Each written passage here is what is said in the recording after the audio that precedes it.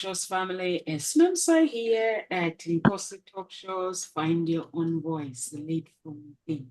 With me today, I have Grant and Amanda Marie. How are you guys? All Good.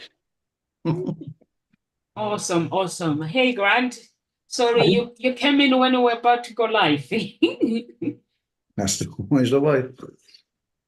Okay, so our topic today is why do I feel lonely when I have friends? Feeling lonely even when you have friends can be a complex and personal experience. Loneliness is not solely determined by the number of friends you have, but rather by quality of your social connections and emotional experiences within those relationships. So today we're going to share some possible reasons why you might feel lonely despite having friends. What do you think, Amanda or Grant, whoever wants to go first?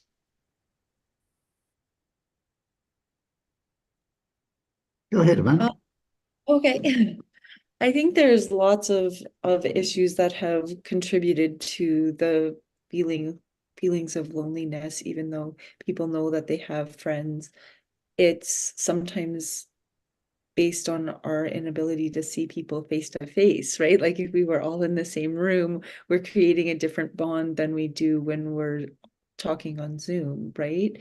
And social media has really opened the doors to connections, but that, like Nonza said, they're missing those deeper connections that you have when you do see people face to face and when you do it's just a different bond when you see people in real life.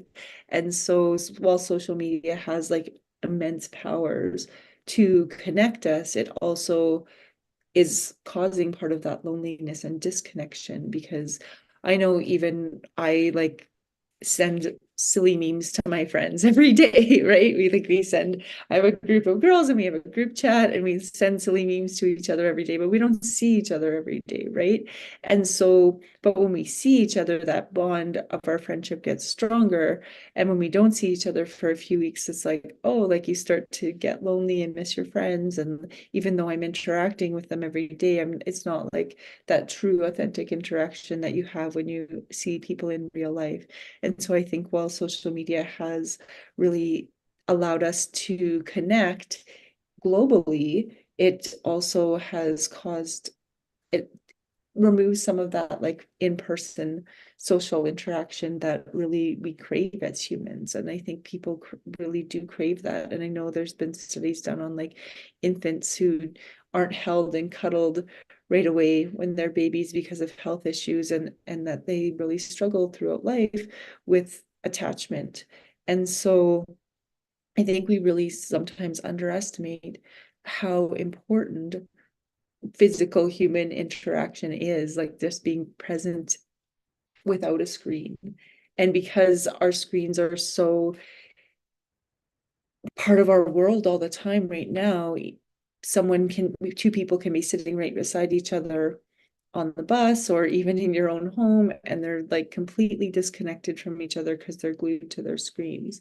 And so I think it's really important to take some time away from the screens and really be present with the people around you, because that's part contributing to the loneliness that's going on. What do you think, Grant? Thank you, Amanda. I love what you said actually about that. And it is, isn't it, about the way people interact with each other. And I think this is the thing. You can talk with people, but the question is, are you communicating with people? And that's the thing. Sometimes what people say isn't what's being heard. And that happens very often. Wars are caused over that. So it's no real great surprise that people can be feel isolated. It's sometimes what I call being a stranger in a crowd syndrome. You know, you can be in a crowd with a load of people. You think they're friends, but somehow people, and I've experienced this once, you can feel lonely. You can be there, but you feel no one's really quite getting it. No one's understanding you. And that can be, yeah, that can be down to a myriad of reasons. Firstly, I think it can depend on where you are, at what stage in your life. What's going on in your life right now is going to make a huge difference. And very importantly, and I was talking about this, was this last night? or today, I can't remember. I was talking to someone and I was saying about the company, the environment that you choose to be in can make a big difference to how isolated or how well connected you can feel. It can make a big thing. So it comes into a wider picture, I think, of the choices that we make in life. One is communication. Two is the kind of people that you interact with. And three, it can be the stage you're at in your life. What's going on in your world right now? All these three can have a big impact on whether you feel lonely, despite having things with the labels called friends. That's what I think. Nomsa, what's your thoughts around that subject? I actually agree with you guys that you're saying that, like Amanda said, you'll be surprised at how important physical interaction is. And your point as well, Grant, is very, very important. Sometimes, like you said, we might having friends, or sometimes how we communicate, lack of meaningful connections. Uh, we may have friends, you mentioned that, but the connection, my lack of emotional depth, or you might still feel lonely, though you have these people around you. So meaningful and authentic connection are essential um, for combating loneliness. And sometimes it might be the problem is within, because sometimes even though when you have, it's like during lockdown, when we were going through lockdown, some people feel they missed that physical touch, but some people were okay because they were like the mindset, everything is to do with the mindset. I used to go out before I go into personal development. I still have friends, but I wasn't actually emotionally connected to my friends, because when I'll go out, they will be talking. It will be like the conversation will be like a competition. So that means that relationship, it did not have a meaningful. So, but then when I move away from those friends, and then it created another group of friends, I find that I was more happier because that relationship had a meaning to it. So it depends really. The loneliness, it's like even when you are in an intimacy relationship, you could be in a relationship, but you still feel lonely. Sometimes it's mismatch of expectations between those expectations of friendship and the reality of friendships. It can lead to feeling lonely as well. Maybe communications, like Grant, you mentioned, communications that are not being communicated, feelings and understanding each other's needs can help to address whatever is causing the loneliness. Over to you, Amanda.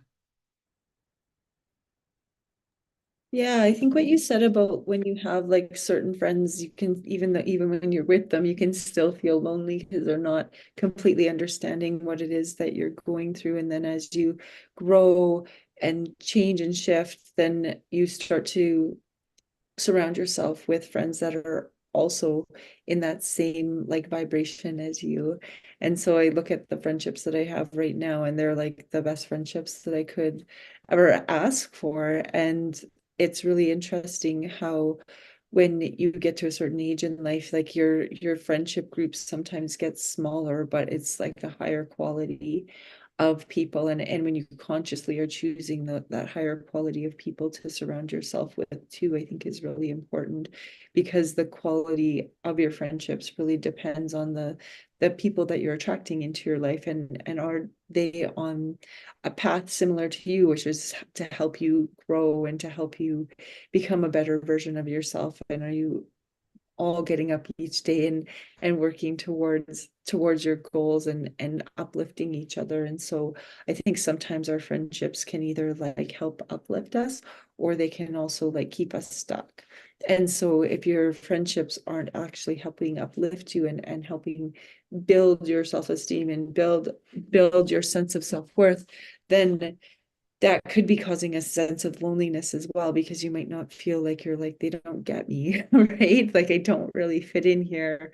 I don't fit with this group of people, even though like we socialize together, it doesn't mean that you're actually feeling really great in that situation, especially for people who are introverts, who going out and being social is like a big a big thing. It's like you have to drag yourself out of your house. I know that's me sometimes, where I'm like, oh, big social situations are not something that uplifts me. Last week I wasn't able to be on because I had a very, very busy day where we took 300 kids to the Saddle Dome for a hockey game in the middle of the day. It was like this Be Brave like combat bullying day, where like they had thousands and thousands of kids in the Saddle Dome to watch this hockey game between um not they're not the NHL, but they were like the WHL or something.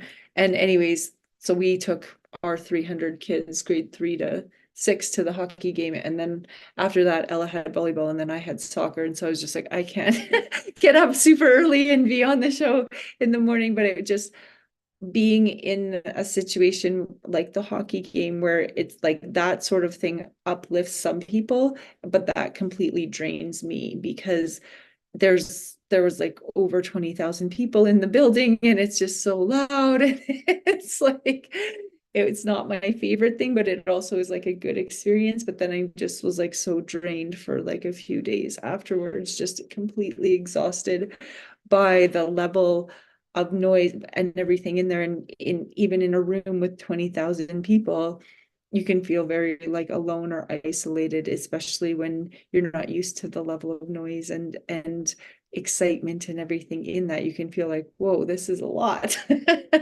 Right.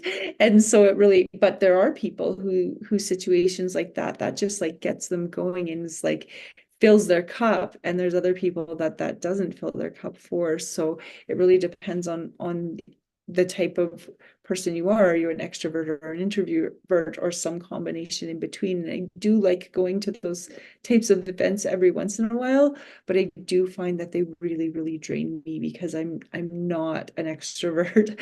And so it just find sometimes too that you can feel lonely based on the situation that you are in, because of your personality type, right? And so what fills one person's cup is going to drain another, and vice versa.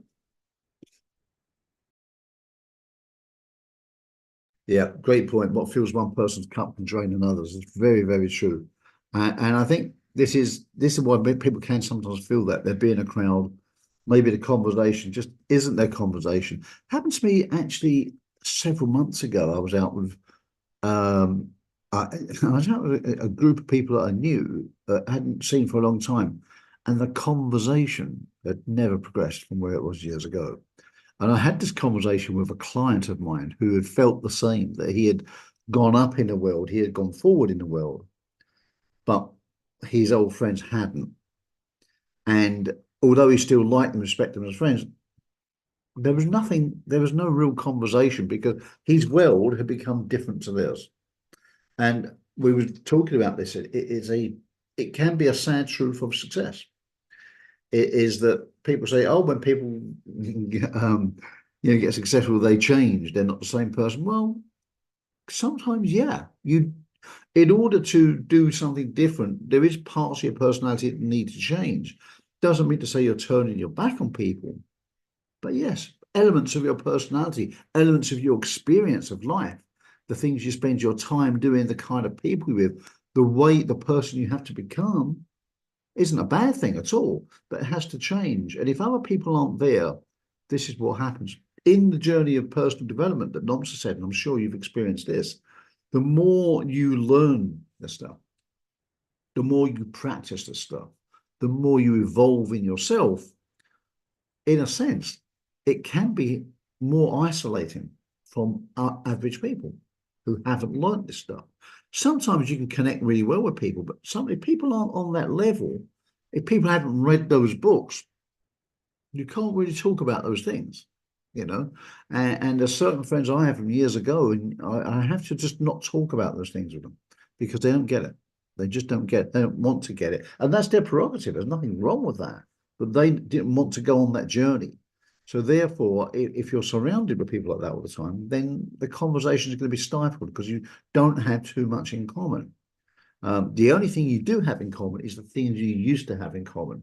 And if you want to go and play in those parameters, that's the secret of success, I think. That's the way I managed to communicate with a very wide group of people who don't necessarily know each other and have very different experiences from each other. Sometimes you can talk with them, each group, about the things you have in common, and therefore buttons aren't pressed. However, it is a victim of success. One of my clients, he's found that now he can't communicate with his old friends too well. And like I said, if you want to talk about those old things, that's the way to do it. However, he doesn't really want to now. He's happy to leave the old world behind. He likes it. He treasures it for what it was, but he really wants to go forward. But the old people just don't fit into where he's going now, and that can be some collateral damage that happens. And it doesn't mean to say that someone thinks they're above anyone or they're just in a different place. And this is what happens when all relationships kind of evolve or move on, and hence why people can feel a stranger in a crowd or feel lonely despite having friends. So I see this thing happens all the time. Normally, you spoke about expectations, very true. And I think another asset we need to have is even when people say things, you have to sort of interpret, what does that person mean? Sometimes what they're saying isn't quite what they mean. If you want any evidence of that, stop and ask someone directions in the street. People are notoriously terrible at giving directions because they're not explaining it to somebody who doesn't know, they're explaining it as the way they remember it. And another quick tip, if you're ever in England, don't ever ask for anyone who comes out of a pub for directions because they remembered it when they were drunk, and they'll never give you a sober answer. There are some comedians who do a lot of jokes around that very subject about asking different demographics of people asking them directions, and it's really, really funny. People give directions the way they remember them, not as in factual directions. So again, sometimes you have to interpret what people say. I was in Las Vegas, and a security guard was giving me directions. It's really funny. He said, "Just go to the end, and just bear around." And I said, "Bear around which way?" He said, "Well, just bear around. There's only one way." I said, "It looks like a dead end." What he wasn't seeing, what he knew, having been along there, you get to the end, and when you get to the end, it is easy to see it will only bear one way. From where we were standing, bear in mind, I've never been, it looks like a dead end. You can't see until we get closer. And he said, "Just bear like, what, along here?" I'm like, "But it's a dead end." He said, "You're not listening to me." I said, "I am listening, but you're not making sense. You're not communicating." And then he said, "Oh, I see what you mean. Yeah, sorry, when you get to the end, it's got to go to." So he wasn't looking at it from the end user's point of view. He wasn't communicating the message. He was seeing it from the way he knows it, not the way the person is going to experience it who's never been there before. And that's when it comes to teaching, isn't it? You know, and Amanda, you know so much about that. You know the answer, but you're departing the knowledge to someone, and this is new to them. So how do you depart the knowledge to them? What journey are they going to go through trying to understand that? And I think this comes back into what Nobs was saying about expectations. When you get to expectations in a relationship, even friendship, one person's version of friendship is a different version. So, yeah, if you ask, if I asked all of us here to define friendship, we would all come up with different answers. But when I say, "Hey, we're friends," what does that mean? I have someone on Facebook keeps messaging me, "Can we be friends?" I'm like, "Yeah, sure. Okay, cool. We're friends." And I don't know what it is they expect because they've never said what they expect. So clear communication, put it forward, as Nomsa said, expectations. Nomsa, I can see you're chuckling away there. Have you had some experience of that? Or I think the directions outside a pub thing made you laugh quite a lot. So. Yeah, the directions part, it made me laugh. I normally feel sorry for somebody when they are asking the directions where I live. Normally I'll offer to take them. I'm like, "Let's go," because I know that they're never gonna make it when I give them directions. I'm no good with directions. So I'm like, they'll be asking me, I'm like, "I know this street, I know this street. You got to go there." Like, but where I live is all together, so you can't really get lost. But now at least we've got mobile phones as well. It makes things better. But Grant, I'm so laughing because I got lost. There's so many times I ask somebody, could you please, I'm looking for this place. And they would direct me and then I get lost. When I get there and people will be like, you need to go that way. I'm like, but I got told to come this way. So I am never going to ask somebody who comes out of the restaurant or comes out of the pub. No, either way, they're drunk. Yeah. Or the visitor. I mean, in London, yeah, I mean, Yeah. London's a terrible place. This is a true story that years ago, many years ago, for reasons I won't even bother going into now, I was on a motorcycle and I had a map, right? Before GPS, I had a map. And I stopped to look at this map and I stopped for about 30 seconds. And when I looked up, there was a crowd of about 20 people around me asking me directions because I had a map. And I was like, well, I know the reason I'm looking at a map is because I don't know where I am. Everybody was asking. In London, everybody's transient in London. And I had this theory that when people go to work, let's say they work here, they come out the tube station, out the subway, they come out, they turn left going to work. When they finish work, they come out, they turn right, and they go home. They don't necessarily know what's in the streets next to them. I'm just unusual in that. I feel kind of awkward. I feel kind of like anxious if I don't know where I am. I need to know my surroundings. So when I go somewhere, I'll go and walk around for an hour and get to know this shop's open till 6. That's there. I just want to know what's going on, so I know the little patch I'm in. Even when I'm overseas, I ask people which way is north, and no one ever knows. Because I want to work out kind of like which way is home. I know I'm not going to walk a straight way thousands of miles, but I just kind of need to place it in the world where I am in relation. And if I don't know that, I feel just a little bit unsettled. Once I know, I'm like, okay, I've got my bearings. I think there's something in me. It must be a homing pigeon or something. You know? If you come here, it's easy, especially on our like playground at school because the mountains are west. So I'm always like, okay, Nice. which way's north, kids? We just went out and did this the other day. And they're like, I don't know. And they're all pointing in different directions. I'm like, the mountains are right there. Yeah, yeah. Like, oh That's the yeah, clue. so where's north? And then they like figured it out. And you But need it's to. true, you don't ever ask people that anymore. But if we didn't have that like marker, they wouldn't know, right? But we can see the mountains from our school grounds. So it's like, okay, the mountains are right there. So it's this way. But yeah, that's something that you don't even think of for Was in people was in knowing. California once, and someone was asking directions, and one of the locals, I heard them say to someone else, just keep the ocean on your right. If your ocean's on your left, you're going the wrong way. And that was just how it's not difficult, is it? Just keep that wet stuff on the right, and that's it. But as I mean, you guys know I'm nuts about aviation, and when I learned to fly, you look for things. And I remember being in Toronto, and I had this conversation years later with Toronto, and someone said, "Oh, that's where I live." And I said, I was navigating back, and I was looking at the Bowmanville nuclear silos, and which would need to be on the left, and I'm following it down. Fortunately, they have these lovely straight roads, and like we have in Britain, they have these lovely straight roads.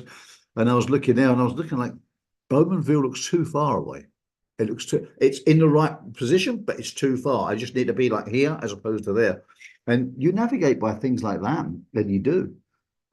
When you can see, when you have visibility, that is, you don't always have visibility. That's why you use instruments. But when you're using visibility, it's nice to track things. And the original pilots back in when you could fly all over the place and there wasn't restrictions in airspace, they used to they used to follow train lines.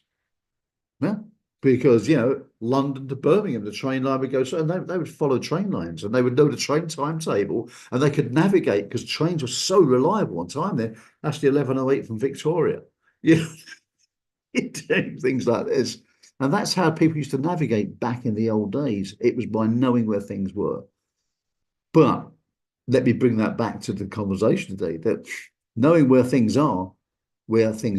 fit in. It's about knowing where you fit in a group, isn't it? In a group of friends, because there's always a hierarchy in a group of friends, and it's where do you fit in?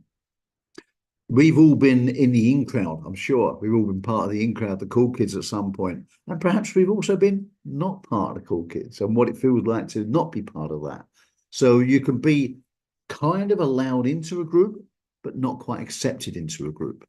Okay. And that's when people can also feel lonely. So, and this is a thing that I'm sure, with teenage kids is a very difficult thing. It's probably never more prevalent than when you're a teenager. It's magnified what it's like because you desperately, you're growing, you're trying to fit into something, be it music, fashion, school, sports club, friendship, you're trying to find your place in the world. And I think this thing seems more magnified. Norm, so you've got teenage children, right? So, yeah, did they have to go through that experience? And what did you find for that when they're trying to avoiding feeling lonely within a crowd? Did they ever go through that stage? I've trained my children, granted, there's no such thing as cool kids. Good. There's no such thing. My daughter came once to me and said, because she goes to a private school, so private school, they're all rich kids and spoiled ones. So she came back to me and she was like, mommy, we have this girl, she is so cool. And she was having a conversation with one of her friends, and she was like, you don't realize how so cool this girl is. She speaks Posh. And I was like, there is no such thing as a cool kid. We are all the same. Yeah. We are all the same in reality. We are all the same. Sometimes our insecurity, they are the ones that makes us think that we are better than other people. But we are all the same. So I said to her, if you were to meet like Bill Gates on the plane, you speak to him, ask him about what he does. He explain to you, he'll be willing to tell you how he made money because he doesn't see himself as a cool Nope. guy. Nope. So I was like, so you have to look at those things in different ways. So at first she couldn't understand, but now, and then she got the idea. And then one of that girl now, I don't hear about cool kid. I hear about a friend. So Good. now she's a friend. And because even when she got her exams, she cried because apparently 80% or 90% wasn't acceptable because the cool kids get 100%.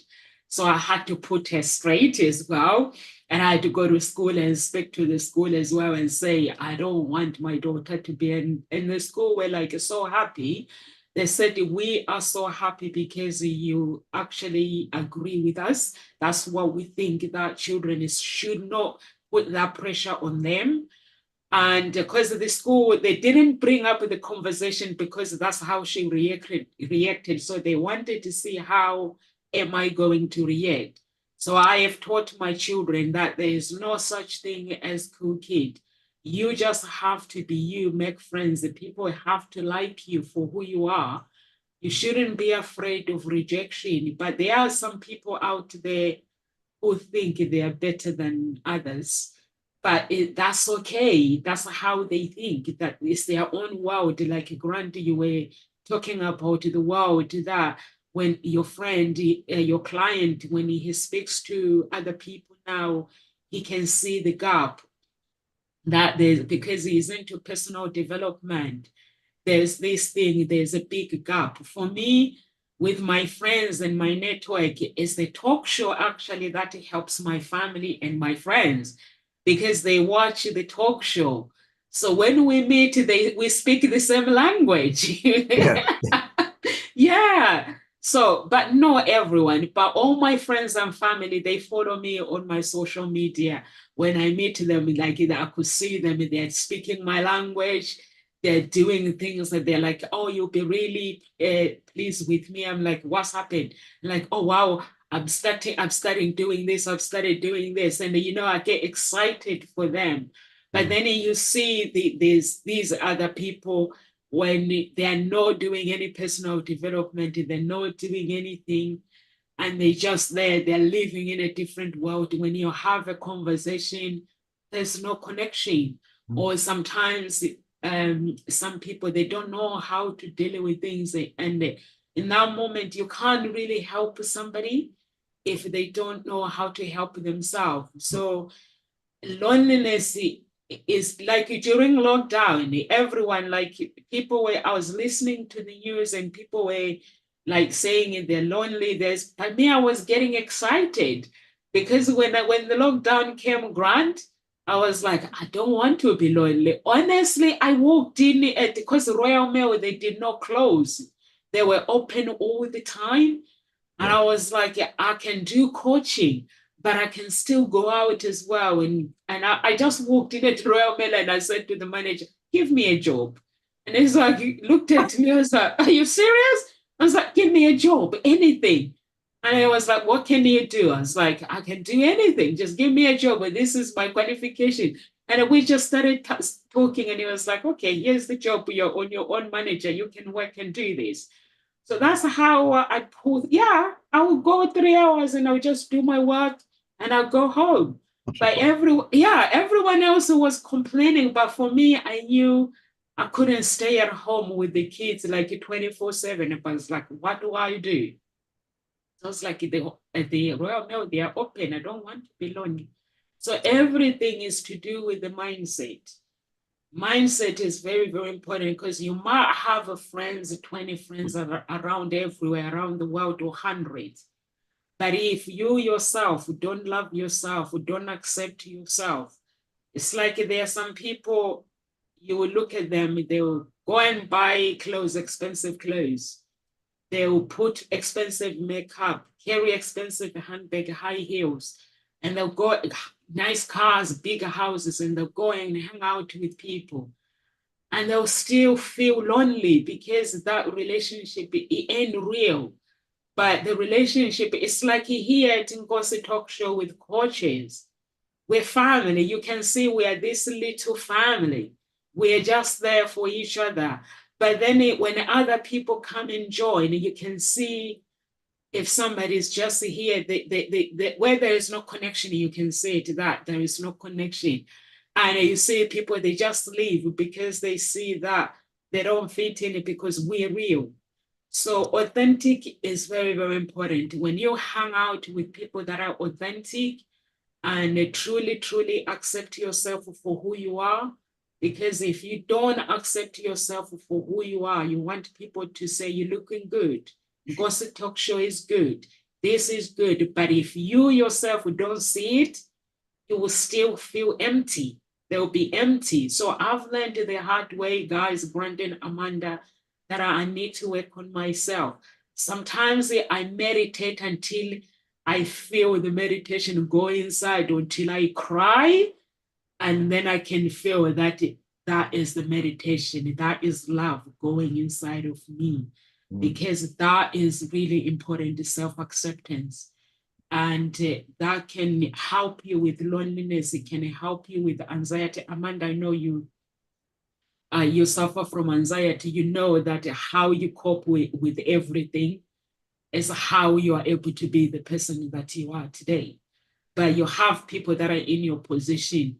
They can't really come at and go to talk show and speak, or they can't do anything because they're dealing with things in a different way. So over to you, Amanda. I want to come back to something that Grant was talking about before, where he said that sometimes you can go back into a situation with friends that you were friends with, but because you've changed or you've grown or something has shifted, you no longer have those same bonds and relationships. And I can speak from experience of an example that happened to me. And I had moved away basically when I graduated high school and went to university, not far, just like a town away. And I hadn't really talked to people from home for a while, but then I got asked to go back and play like beer league baseball game, right, in a tournament. And so I was like, okay, sure. And I remember one person specifically like calling me out and being like, you used to be fun and you're not fun anymore, because I didn't drink the same way that I did when I was in high school. And I was like, well, I'm still fun, just not in the same way that you guys view fun, because I don't view like getting drunk to the point that I'm barfing like fun anymore, like you guys do. And like, that's okay. It's just not my jam anymore. And so I just found that like very, very interesting, because I was like, I'm still the same person. I'm still like a very fun person, but I'm not fun in the way that you view fun and you view fun. as getting really drunk, and that's okay. Like, it didn't like upset me, but I just was like, wow. Like, But see, this is a great translation thing because you made me laugh, not for the reason that you think, but because how old are you at high school? Because yeah, it's not a terminology we used when I was at school and certainly in England. So how old is I high school? like 18, like 18's when you graduate high school, but like Because to our me, town, like when I people hear drank at like 12. People drank from like 12 until 18 and like just kept drinking on. Like you can't legally drink till 18, that's you what I'm know? thinking. Because to me, when you're at school, you're a kid, and oh, I can't drink like I did when I was at school, and I make me drank when I was at school. And that's Yeah, what I I'm laughing couldn't. about. Oh yeah, Because yeah, we was well, all when I really was in drunk. town and there was nothing else to do, so everybody just drank their faces off. And it's like so bizarre to me as an adult, being like, how did we, like, why? How did we even get the alcohol? Like, because yeah, I basically quit drinking once I was legally allowed to drink. Like that's the extent of what it was like in our small town. It's And a so whole different side to the yeah, man. going back to I'm like basically by the time I got to university, I was like, I'm over that stage of my life. I just want to focus on school and growth and not having that distraction. And so yeah, I grew up in a very weird town. It's just there wasn't a lot to do and the kids just drank like the parents drank and that because that's all we knew, right? Yeah, And so then yeah. going back and having that experience of like, can you come and play baseball? And then just being a different person on certain levels made people like not like be like, whoa. You're not as Uh, fun as you used to be. But I just thought that was really interesting. And then I thought too about like alcoholism.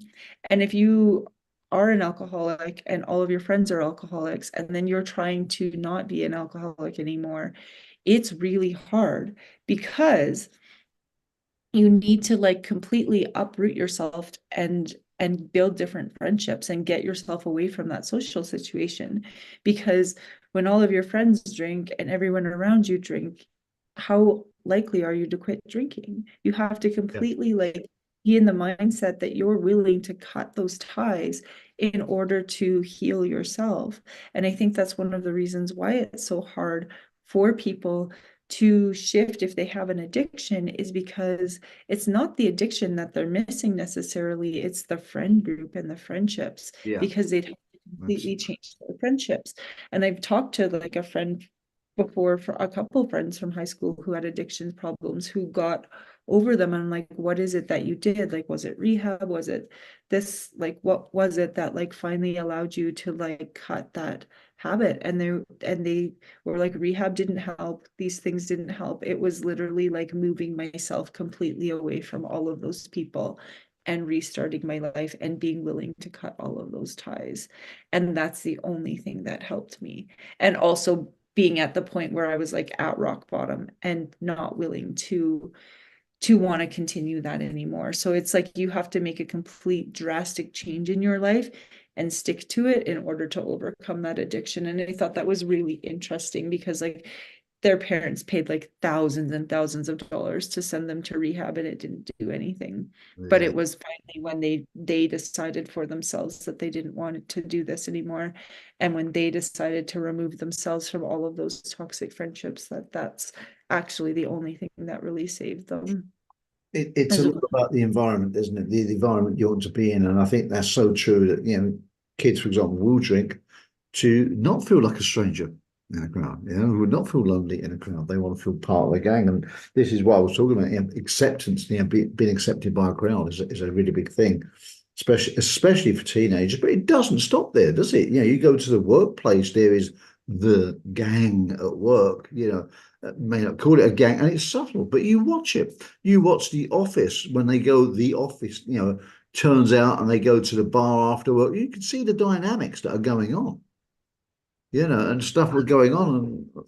And, to some extent, a lot of the promotions are decided in the bar Yeah. and validated in the office, shall we say. But a lot of the friendships are built that way, and it's a good thing if people like that. But if people aren't a drinker, they aren't social, they will fill out. So again, I think when it comes to all these things, and as you get older, your world gets larger. You do have more choice. But when you're a kid at school, I'm just going to go to a different school. It's not quite that simple, is it? And you have got you do have to learn to make friends. It's one of the best skills you can do, I think. But as you get older, you do have choice. You do have choice, and you can up sticks. You can go somewhere else and do something. Because why I'm saying this, I think you can set yourself up for success in friendship. You can set yourself up for failure. It is about the company that you choose to be with. I think maybe at some point you've been with people who aren't really, are people there to help you or to hurt you? Is it a very bold way of saying it? Some people have your best interests, and they really do, and they're trying to help you. They may not necessarily tell you things you always want to hear, but do they have your best interests? As opposed to some people who just, no, they aren't. They're just out for themselves because they're scared. They want to look bigger than themselves. And it comes back to what Noms was saying about Bill Gates. He doesn't need to prove anything. Doesn't need to say this. And when you get genuine people, they don't try to act cool. They don't try to do anything. But when you're younger, people aren't quite there yet. They're not complete, are they? They're growing. So they're not complete, and they're scrambling to try to understand themselves. So cool looks like a good place to hang your hat. So you might want to be cool, or you got sport kids. There's all part of a group that people want to be into. But all I can say is, it's best for you to find a group that's going to serve you best. Don't try to make yourself happy by being in group. And there's groups and groups. There's always groups. You look at if you cast your mind back to your school playground, there were groups. There was certain people who are into this, certain people who are into that. Sometimes they interacted a little bit, and that's like when you start to get to the point in life where you realize there's other people apart from your gang. There's other groups of people, and that's part of growing and understanding life and dynamics. But find the one that serves you best, because I think a lot of doors can open when you're feeling comfortable, and when you're really trying to be something you're not, it never really works long term. It never does. And I think that's the ways you can avoid feeling lonely despite having this thing that we call friends. So that's where I want to leave it at that point. But over to you, Nomsa. What are you thinking around that? Yeah, I like what you said, Amanda. Amanda, that you just, when your friends like you don't drink and they say you're not funny anymore. I never drink before. I don't smoke, but I always hang out with people that drink because I find it is hilarious. I look at them when they're drunk and I'm like, tell me what is exciting about beer? It tastes disgusting. And they were like, you have no idea. It's exciting. It's the excitement we get out of it. I'm like, okay, okay. And Take it and also come to this part with Grant where he says try to find people where you can fit in. We're friends that we hang out with. So yesterday, one of my daughter's friend, she's like, wow, I like Cruella. I've been watching Cruella and stuff. And so I was like, who is on Cruella then if you've been watching Cruella? And she's like, don't know. I don't know them. I don't know the people that are on Cruella. I was like, she's on it. And she was like, what? I was like, yeah, that's why you were watching her. One of my daughter. And she was like, okay. So I was like, yeah. And I looked at my children. I was like, I'm so grateful that my children never look people down. Never and ever. And then my youngest one, she was like, oh yeah, she's one of the spoiled. She plays the part of the cool kid in Cruella, the spoiled cool kid. on. Yeah. So it's very, very important, Grant, that you actually, like what you were saying, that you find a group. It's like in Henley where I live. Henley is an area for rich people. When I mean rich people, it's rich people. Yeah. Like the TV presenters, they live here. The whatever, they live here. George Harrison is like around the corner there. ABBA, one of them lives here. So it's all the famous people, some of them, they live here. Yeah. But the quality of this community, they don't care. It's like they help each other. They will do anything. And that's where I came to understand that people always say rich people are this, rich people are this. But here you'll find one of those. But here is a place where everybody helps everybody. It's like they are there for each other. You will see their groups, like on WhatsApp, their groups, they're helping food, they are helping. Whatever you go through, there is always somebody there. And also, it's like you can't say I'm lonely. There's running, there's the first thing when I moved here, and the doctor said to me, what kind of activities do you do? Because here in Henley, you got to belong in some activities and you got to belong in something. So I was like, don't worry, doc. I do exercises, so don't worry. But then when I came out, when I started meeting people, that's when I realized that actually you will see an 80-year-old going running, a 70-year-old going Really? running. Yeah. So it's a place where you can't say I'm feeling lonely because the people are so friendly. So you have to just choose a city where you want to live, where you can live. You don't need to be accepted by people, and choose a group of people, community people that you can hang out with. You don't have to try to fit in with somebody, even at work.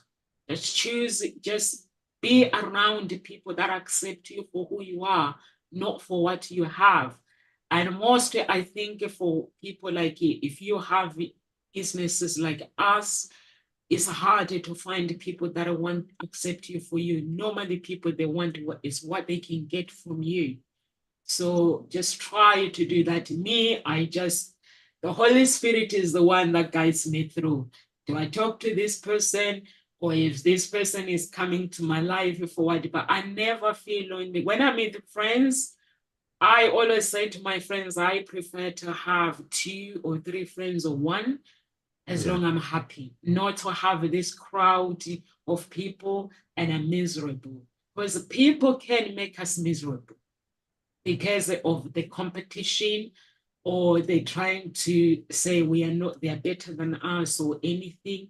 For me, when I go, I'm always like, I don't always see people the same. It's like my daughter, she goes to the school, the people that she hangs out with, they all have their own companies and stuff, but you see the attitude, the character, you wouldn't know. But they're always there for each other. So I think that's why it's important just to choose your friends, or even when you're in a relationship, happiness comes from within. Words of encouragement, Amanda, before you go? We go. Yeah, I think if you are feeling lonely, I think one of the things that you really need to think about doing is like reach out to somebody that you are friends with, that you no, and just maybe even say like, hey, I'm feeling a little bit lonely, like label it and say like what, like, and have a discussion about it, because I think sometimes too we're afraid to speak out about being like, hey, I'm lonely. Like I find that everybody's really busy right now, or I'm feeling like a little bit disconnected. I think sometimes we forget because there's like mental stigmas around that, or like not being cool if you're feeling lonely, but I think we can feel lonely in so many different situations. And I think one of the things too is to look at how much time you're spending on social media, and are you actually having authentic connections, or how much time are you spending on like digital connections versus connections in real life, and try to like make sure there's a balance with that as well. And I think if you are feeling lonely, like what Gnomes has said too, about like you're responsible for your own happiness. So like, what is it that you can do to like fill your cup? And so like maybe going to the gym, doing some affirmations, reading a book, um, anything that's going to like uplift your spirit and help fill your cup will definitely help relieve some of those loneliness tendencies. I like that. I like that a lot.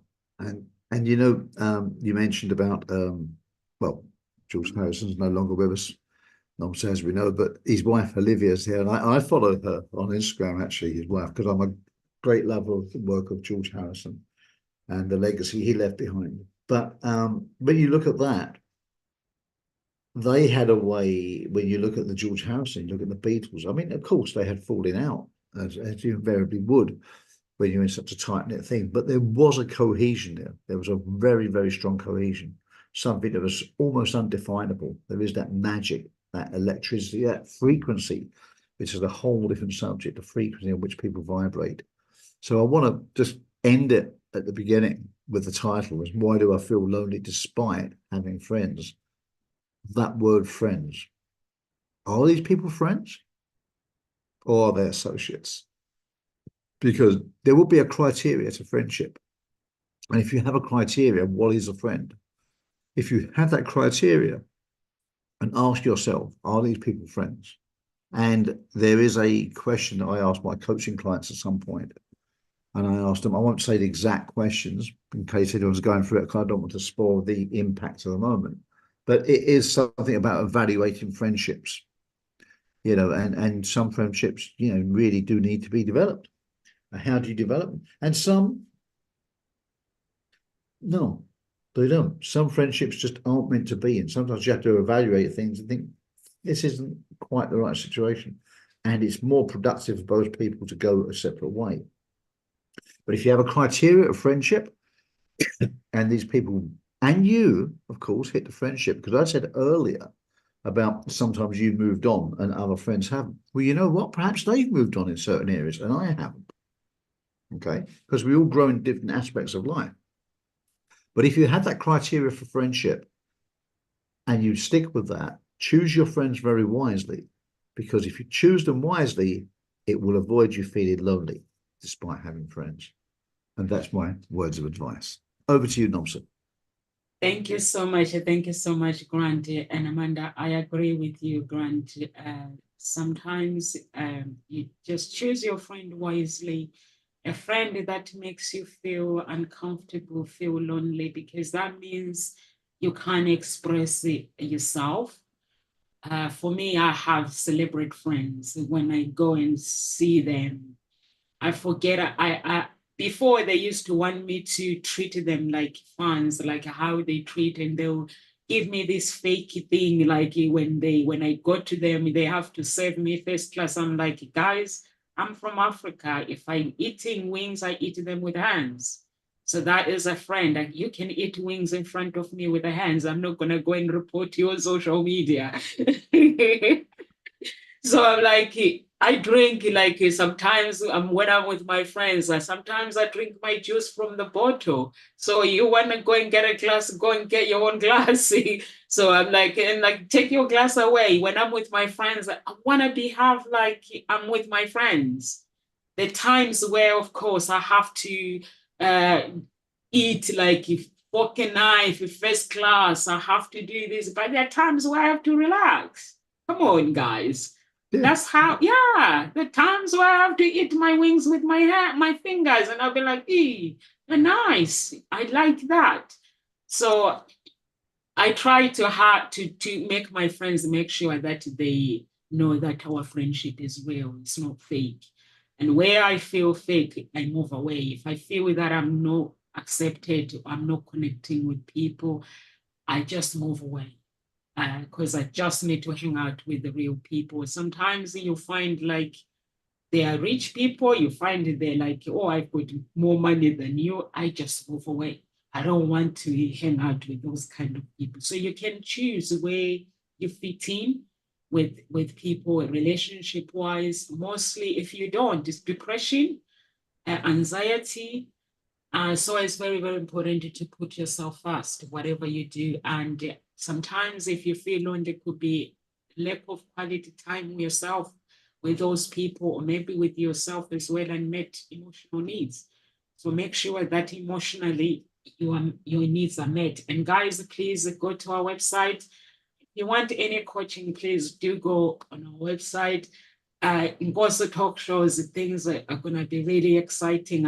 I saw the other things what Sai has created for Ngozi talk shows and Hope Spring Eternal Introduction Agency.